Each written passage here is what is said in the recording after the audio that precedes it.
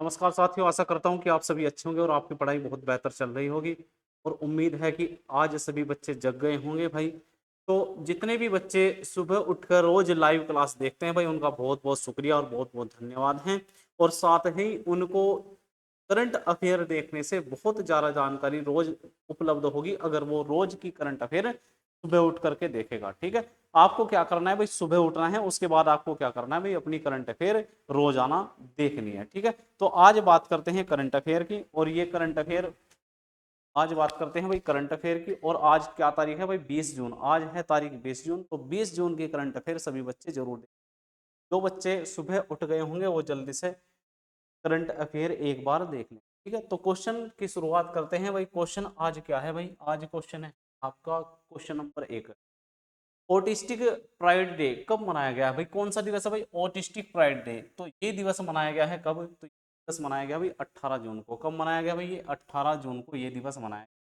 तो हर वर्ष 18 जून को दुनिया भर में ऑटिस्टिक प्राइड प्राइड डे मनाया जाता है। इस दिवस को सेलिब्रेट करने का उद्देश्य ऑटिज्म से पीड़ित बच्चों के विकास और उनके जीवन की संभावनाओं के बारे में लोगों को क्या करना है भाई, जागरूक करना। इसका उद्देश्य क्या है कि जो भी पीड़ित बच्चे हैं, इससे जो पीड़ित बच्चे हैं उनके विकास और जीवन संभावनाओं के बारे में क्या करना है भाई, जागरूक करना। तो उसके बाद बात करते हैं नेक्स्ट क्वेश्चन। हाल ही में किस राज्य में जल गंगा संवर्धन अभियान शुरू चलाया जा रहा है, किस राज्य के अंदर जल गंगा संवर्धन अभियान चलाया जा रहा है। तो ये राज्य आपका कौन, मध्य प्रदेश। मध्य प्रदेश के अंदर ये मध्य प्रदेश के अंदर ये अभियान चलाया जा रहा है भाई। तो मध्य प्रदेश के बारे में आपको ध्यान रखना।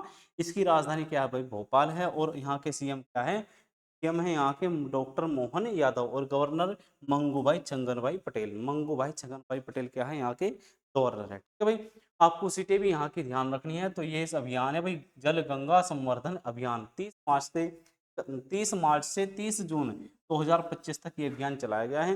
जल स्रोतों का संरक्षण मध्य प्रदेश सरकार का संकल्प। तो ये इनकी टैगलाइन है कि जल स्रोतों का क्या है भाई, संरक्षण करना है। और मध्य प्रदेश सरकार का ये क्या है, एक संकल्प है। तो इस संकल्प के तहत, टैगलाइन के तहत ये अभियान चलाया गया है।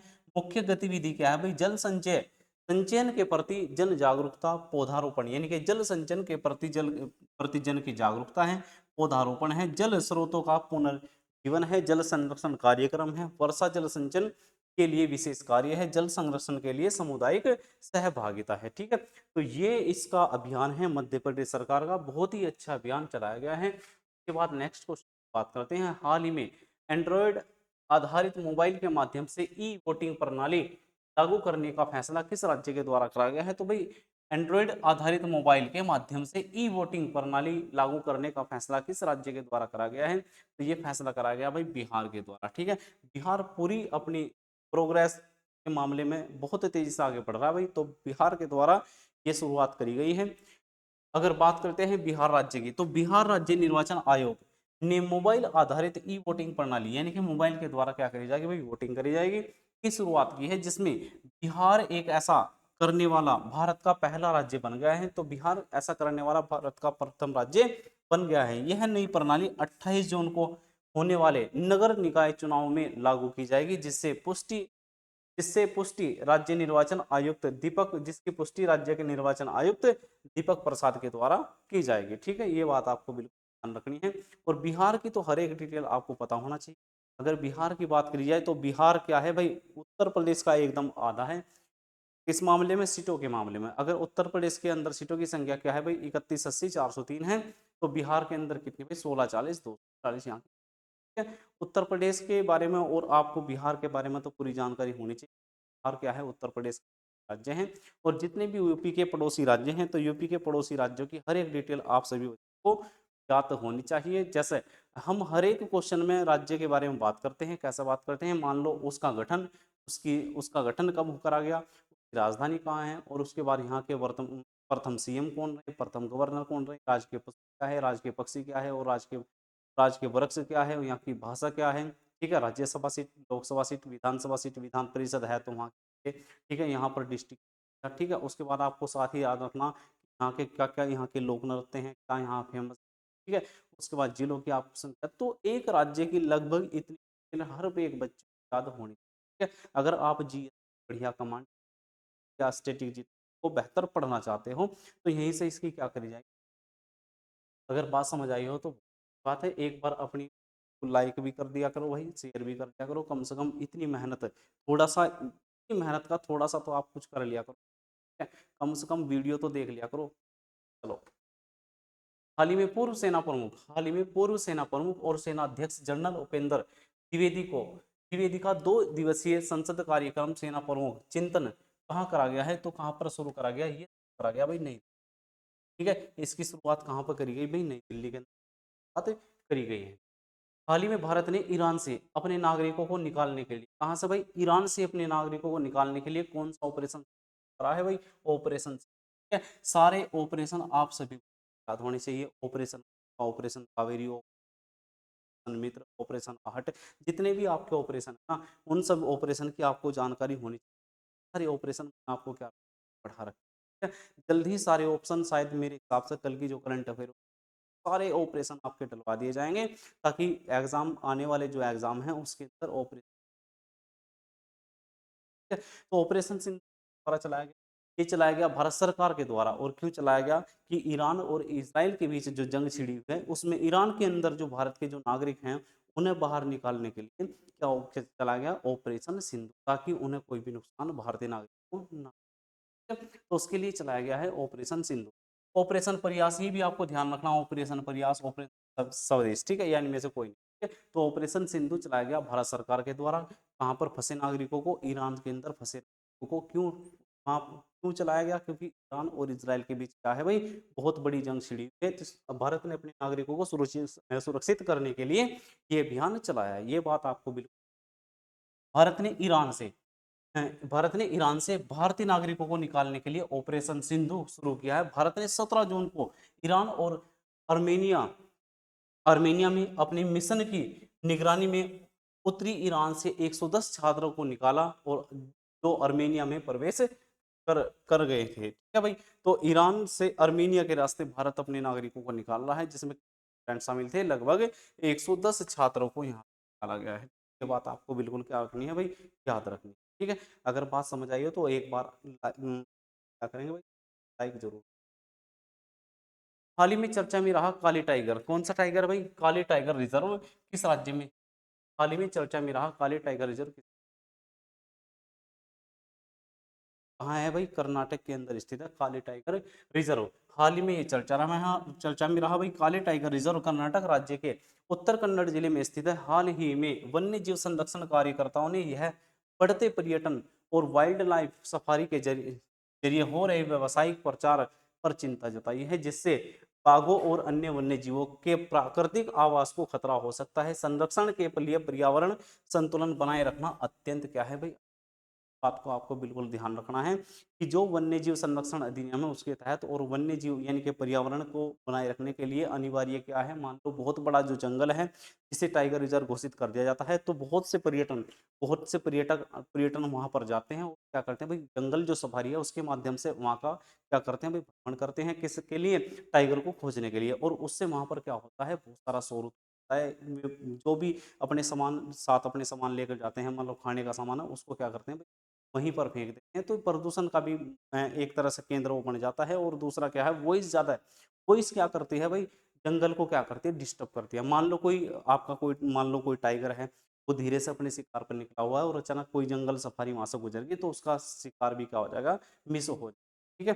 तो कहीं ना कहीं ये सब गतिविधियां एक सर्कल को क्या करती है भाई, प्रभावित करती हैं। तो ये एक बहुत बड़ी क्या है, चिंता का विषय है, क्योंकि जंगल में छुट मतलब आप क्या करते हैं भाई, पर्यटक क्या करते हैं, छुट्टियां मनाने के लिए जंगल के अंदर जाते हैं, क्या होता है भाई, नुकसान पहुंचता है, एक बड़ी चिंता का विषय है।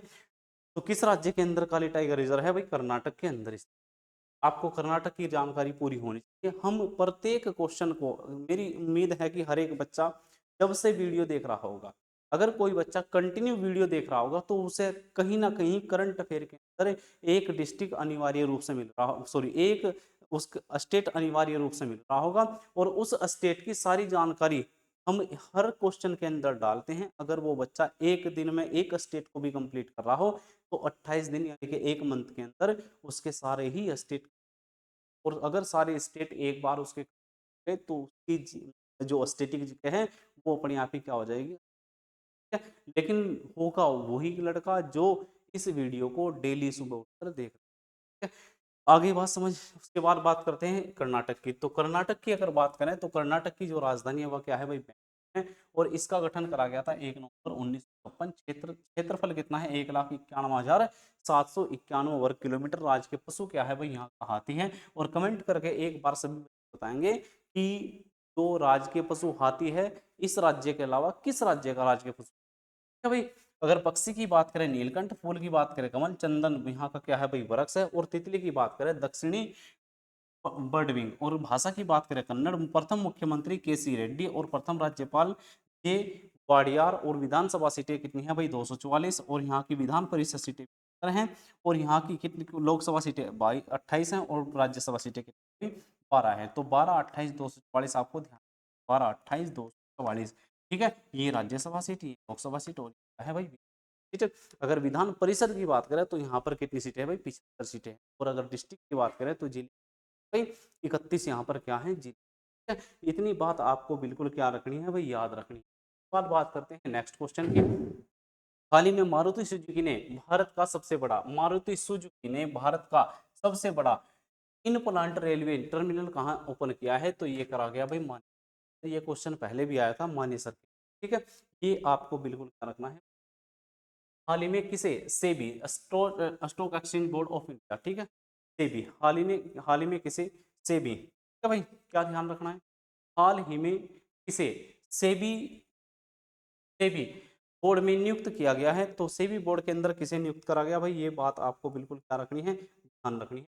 सेबी बोर्ड के अंदर किसे नियुक्त करा गया भाई, तो ये नियुक्त करा गया अनुराधा ठाकुर से बोर्ड के अंदर करा गया, ये नियुक्त करा गया भाई अनुराधा ठाकुर को। इसके अंदर क्या करा गया है भाई, नियुक्त करा गया है। अनुराधा ठाकुर को इसके अंदर क्या करा गया भाई, नियुक्त करा गया है, ठीक है भाई। चलो, हिमाचल प्रदेश कैडर की 1994 बैच की आईएएस अधिकारी, कौन से बैच की भाई, 94 बैच की हैं, आईएएस अधिकारी हैं अनुराधा ठाकुर को भारतीय प्रतिभूति और विनिमय विनिमय बोर्ड के बोर्ड में नियुक्त किया गया है। में 1 जुलाई 2025 से पदभार ग्रहण करेगी और सेवानिवृत्त हो रहे आर्थिक मामलों के सचिव सेठ का स्थान लेगी। यानी कि किसके स्थान पर इन्हें बनाया जाएगा भाई, संजय सेठ के स्थान पर इन्हें नियुक्त करा जाएगा, ठीक है। इससे पहले कौन थे भाई, संजय सेठ।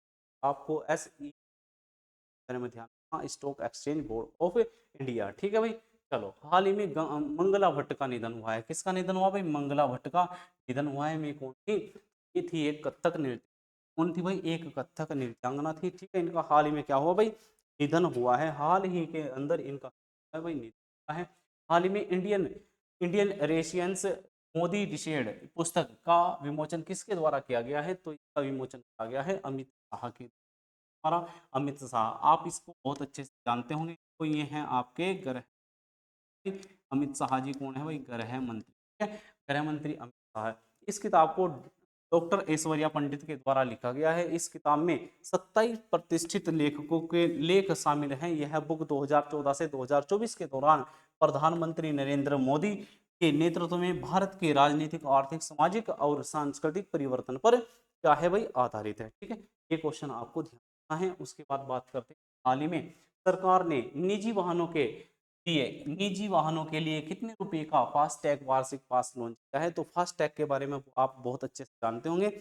अगर हम फास्टैग लेंगे तो हमें क्या करना पड़ेगा, टोल नहीं देना पड़ेगा, वो ऑटोमेटिक क्या हो जाएगा, गाड़ी टोल पर जाती है ऑटोमेटिक फास्टैग के से टोल कट जाएगा। और उस पर क्या होगा, कुछ ना कुछ आपको डिस्काउंट भी दिया जाएगा। तो सरकार ने कहा कि भाई अब हम क्या करेंगे, वार्षिक फास्टैग जारी करेंगे, जिसमें आप एक बार 1 वर्ष का रिचार्ज करोगे, उसके बाद आप सारे में टोल फ्री क्या रहोगे, टोल फ्री, यानी आपको फिर टोल नहीं देना पड़ेगा जितनी भी आप क्या करोगे, यात्रा करोगे टोल के माध्यम।